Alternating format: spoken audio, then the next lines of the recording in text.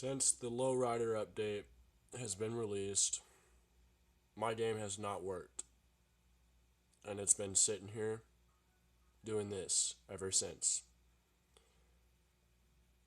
And it's reached 400.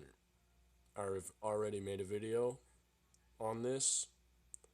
When I was making it, it was already up to like 261%.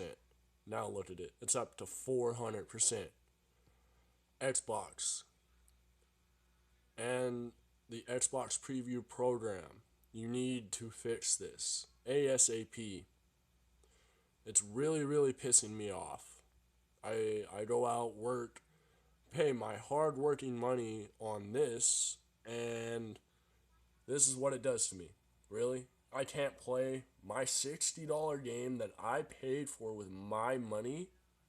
Like, are you fucking kidding me? Plus, it's been lagging out the sign in, oh, get to me faster sign in bullshit. No, that ain't faster. It makes it fucking slower. Okay, I can sit there and pop a snap out and it's just gonna sit there.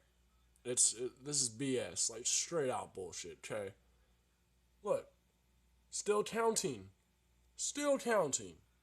Like what the fuck?